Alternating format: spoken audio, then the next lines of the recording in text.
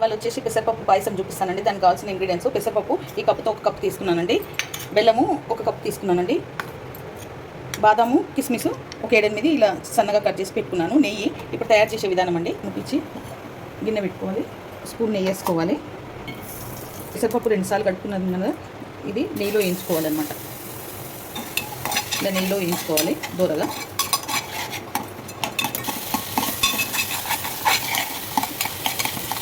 ఇలా వేయించుకోవాలి బాగా. ఇలా వేగాక 1 గ్లాస్ వాటర్ పోసుకోవాలి.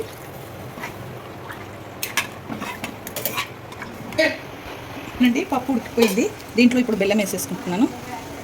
ఓకేనండి, ఇంత పట్టదు, బెల్లము సగం తీసుకున్నాను దీంట్లో. ఇప్పుడు బాగా కలుపుకోవాలి. ఇంట్లో కొంచెం ఇలాచి పొడి వేయాలండి, వేసుకోవాలి. డ్రై ఫ్రూట్ వేసేసి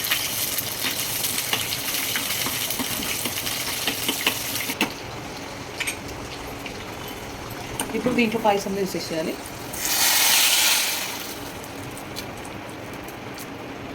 బాగా కలుపుకొని 1 గ్లాస్ పాలు పోసుకోవాలండి. ఓకే, 1 గ్లాస్ పాలు పోసుకుంటున్నాను. ఒక 5 మినిట్స్ ఉంచి బంద్ చేసుకోవాలి. పాయసం రెడీ అయిపోయింది. ఈ వీడియో కనుక నచ్చితే లైక్ చేయండి, షేర్ చేయండి, కామెంట్ చేయండి, సబ్స్క్రైబ్ చేయండి. చాలా బాగుంటుంది, మీరు కూడా ట్రై చేయండి.